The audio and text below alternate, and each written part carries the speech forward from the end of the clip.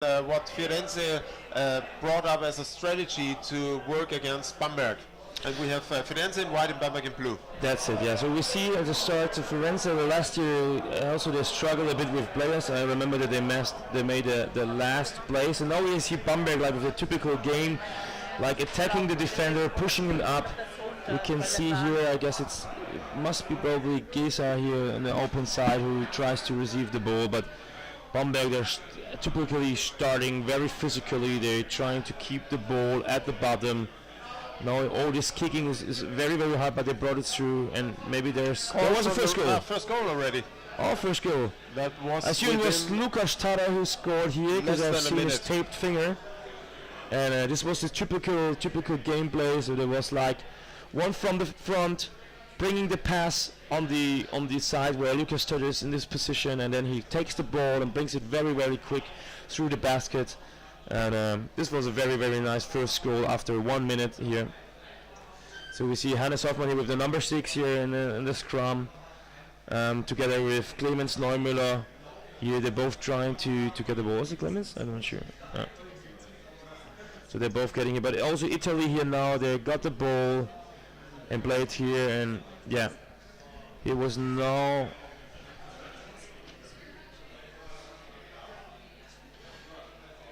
So Firenze is defending hard, and they try to tackle a way to interfere into the attacks, but Bamberg is so experienced.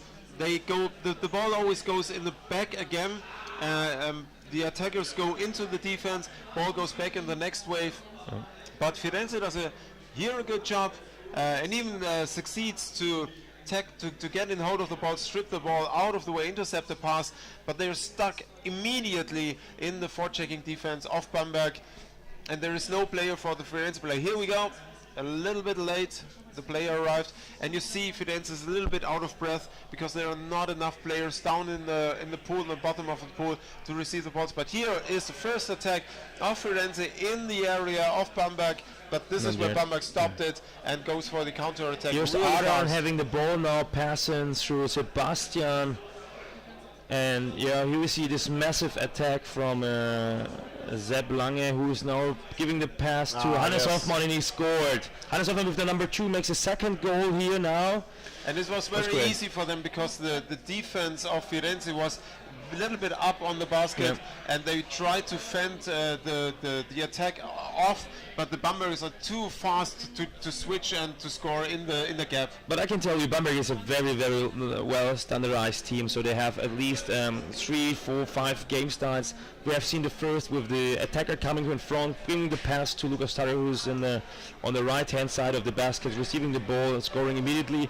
The second gameplay is like we've seen here. Sebastian Lange is taking the goalkeeper, pushing him a bit up from the basket, while another player getting into position, receiving the pass and putting it in the empty net and the empty goal. So we have seen now 2 out of 5 maybe game starts. Bamberg has trained a lot. So yeah, this was very great to see. They perfected it. That's what you do. Yeah. Even if you have a certain amount of attacks, you perfect them, and they work. That's very, very crazy to see this. Very, very nice. So now we see Lukas Tada again, another goal. This was awesome. Same gameplay now from the other side. He's receiving the ball, you know, from this, you can say, 9 o'clock positioning. So he's not already at the wall, but a couple of centimeters before. But by his movement through the wall, he's receiving the ball. So this is how he can get through the defender, and then immediately with his long arms pushing the ball against the goalkeeper and bringing it in. And it's very difficult for Firenze to withstand the fast switch from defense, from attack into defense, and Bamberg is so fast going into the basket and owning the basket, the room under the basket of Firenze, and then starting their attacks. They're almost unstoppable. And as you see the wave now, we had seen here one attack by Bamberg, and almost all 5 players have been in the position under the goalkeeper. So it started with Hannes Hoffmann, Sebastian Hornung brought the ball.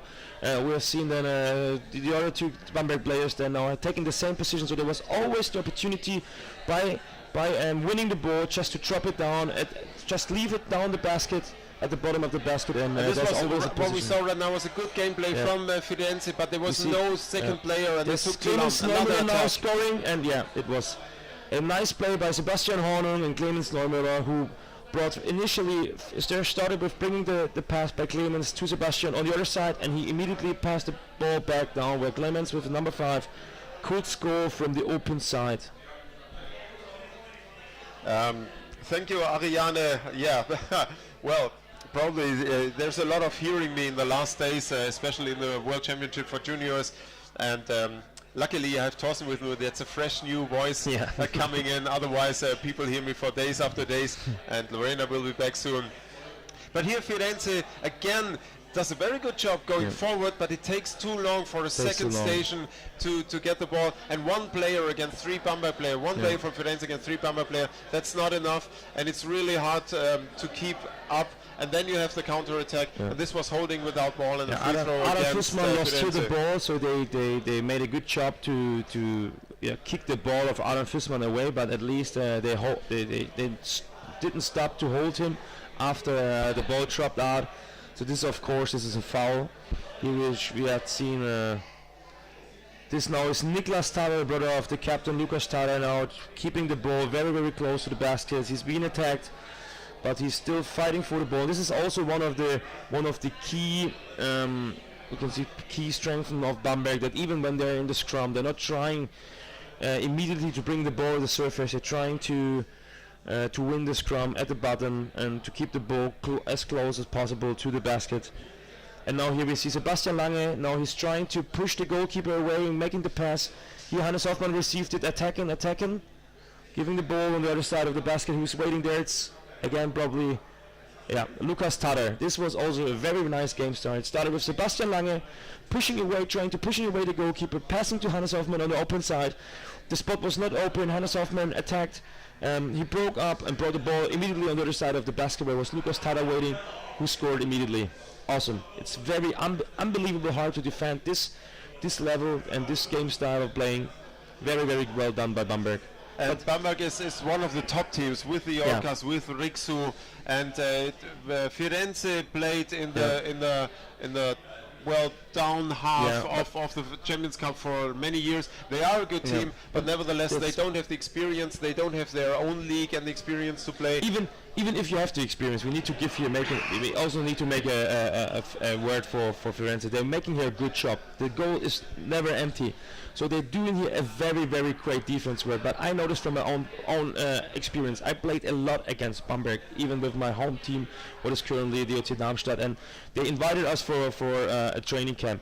And they really, as I mentioned the goals they're doing, they're looking so easy, but they're always in a certain position. You're not able as a defender to catch the ball, and if an attacker, you need to be always in the same position. You need your attackers to defend here properly, and as you see this, you can do this once, you can do this twice, but if the ball is still in favor of Bamberg, the third wave you cannot stop. So this is what we have seen here, the goal before. So Firenze is doing here a very, very nice job in defense, but Bamberg is really one of the top teams with very, very well standardized and perfectionism in their attacking. And they are Bamberg is German champion for the 12th time in a row. So this is quite a feature. 12 we never had years, this before. 12 years team dominated the German league.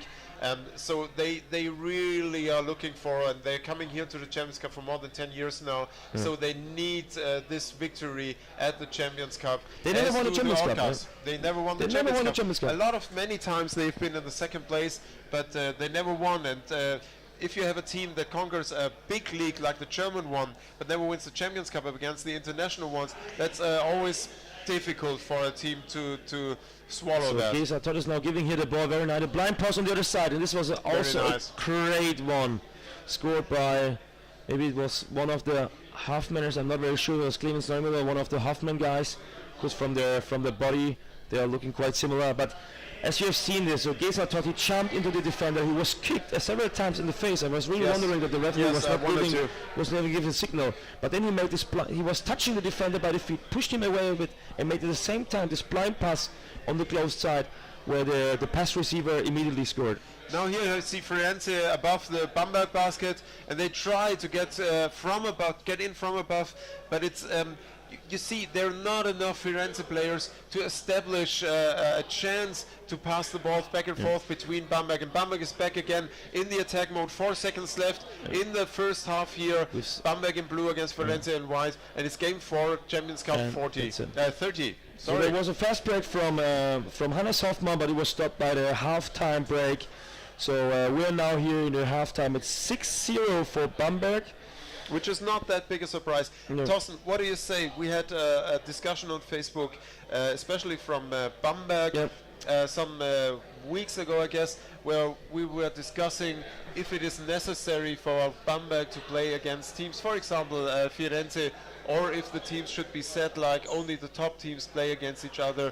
And it was argued no team gets something out of a game like this, and I strongly disagree. I always said if you play against a really strong team, you learn a lot. What is your point of view on it? It's not only about the learning; it's also about the progress. Of course, if you imagine, it may be quite hard that a team like Firenze is coming here and winning the Champions Cup after becoming the last place and winning the next. But this is sport, and people can learn, develop, and even receiving new players from one year to another.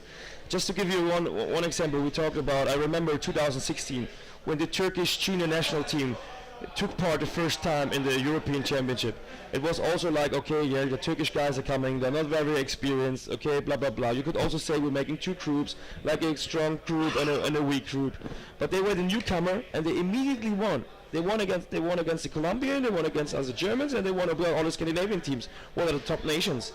So every team should have the chance to win the Champions Cup by qualification for the Champions Cup. You can discuss if you divide the groups earlier in terms of just making maybe 2 lines with top teams against probably weaker teams, and then the winning teams are just playing for the winning and the losers are just playing for all the other places, so that you separate a bit earlier. But every team needs to have the chance to win the Champions Cup, because you cannot pretend they're not good enough. And you have to give them a chance to win against one of the top teams, because you never know what they have in store. That's it. And you can predict the game. You can say, well, we know these teams and we know how they play, but there are surprises. For example, the Turkish team we have here on the Champions Cup right now, we don't know exactly the combination of players they have. They have top players who played in the EuroLeague. They are the Ege team players, and they could definitely surprise us in this setup, and they could be able to win the Champions Cup for as much as we know. If a team puts a proper effort and investment in preparation, like for example the Colombian or the Turkish junior team have done. I talked with the Turkish team. They made 30 days of preparing for the World Championship. Colombia, they spent even weeks together by living at one place and training together. And this is how teams could become a certain high level of game style. And for example, if we talk about Firenze making a 1-month training camp with, for example, Scandinavian or several Scandinavian teams, why they should not catch up with other teams? So now we're back in the game.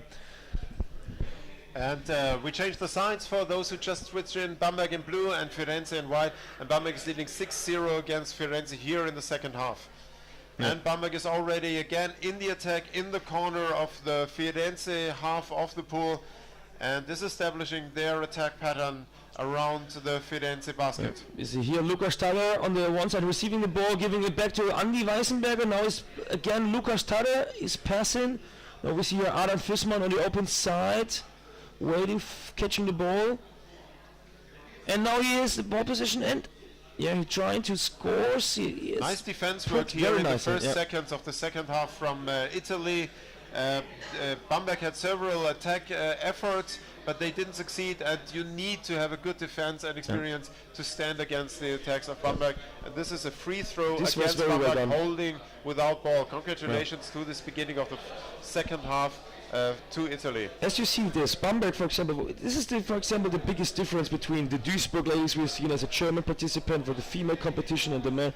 That Bamberg, they manage in always, okay, we're starting every half with a lot of pressure, so we want to score immediately in the first minute, even against the weak teams, to perfectionizing our game style. And they tried this, and Firenze did a well job to defeat it. Yes. So this is very good. Well done there. Yeah. Because I think when you score like they did in the first half, in the first minute, you give a psychological signal to the other team. You cannot stop us, you cannot hold us off. And in the second half, Firenze did quite well. And here comes the second attack from Bamberg from the open side, and this that was a great. Clear, easy goal. Lucas Tada made an awesome goal. He took the defender, he tried to put the defender up to make a pass down, but then you see then that there's a weak positioning for the goalkeeper, so he changed his hands through the goalkeeper, put him up, and immediately scored.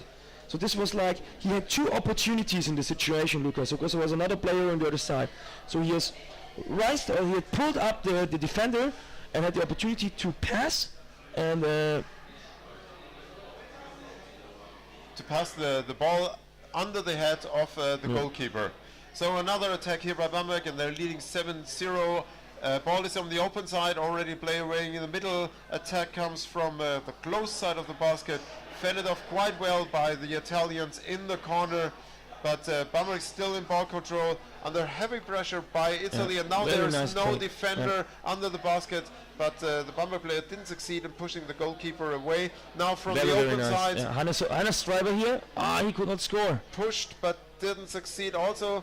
Very well done by the Italians, and they even break out of this attack and go for their own attack, but there is only one player from Italy and his teammates are not coming with him, and now we have a call from the referee. I think it was Sebastian Horner who pushed the Italian player out of the field, so it's like a free throw now for Bamberg because the ball was out of the field. This was also very clever made, very smart game star. He was like, okay, can I get the ball? Oh, he's very close to the outside line. I'm pushing him out, so they're now back in ball possession. Adam Fussman received the pass here.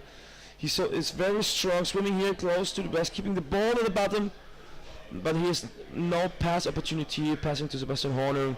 Sebastian Lange is now receiving the ball, giving the ball to Andy Weisenberger. Yeah, and this is also one of the game starts here now, bringing the ball quick on the other side. It was in. Clemens Neumüller who scored, or one of the Hoffmanners? I've not seen this. So it's unfortunately, we don't see all the numbers. It's an 8-0 Bamberg against Firenze, and this is game number 4 here in Champions Cup 30 in Berlin, and we still have 64 games ahead of us in the next 3 days. And I'm Wolf here from Berlin, from the team Sportau, and with me is Thorsten Stanchus, coach of the U21 team of Germany. And this is again an effort from Firenze to break through in the middle of the pool, didn't succeed. And again, Bamberg is at the Firenze pool, and Firenze tried to stop the attack. Yeah, but it's very, very tough, of course. Firenze is doing here a very well job, but all the scores made by Bamberg so far, they are very, very trained a lot. So I've seen almost all of the gameplays they've learned so far. So we had this one, another one. So Sebastian is grabbing the goalkeeper, pushing him, rising him up of the, so he's pulling him away from the basket. So for the goalkeeper, there's no chance to keep his position, and then he's making a pass through one of the Bamberg players in position next to the goal. And then this guy is immediately, of course, Sebastian needs to leave to stop holding the goalkeeper, and this guy can come back to the basket. But the pass is more often faster than the goalkeeper can go back to the basket, and even if he can go back to the basket, he's not in a very, very good positioning. So there's always a favor for the attacker. This is a very, very nice gameplay introduced and trained and established by Bamberg. This was also nice. Free throw immediately won by Bamberg. There's a counter attack now here from one of the Hoffmann guys, I think so. It was Hannes Hoffmann probably with the number 2.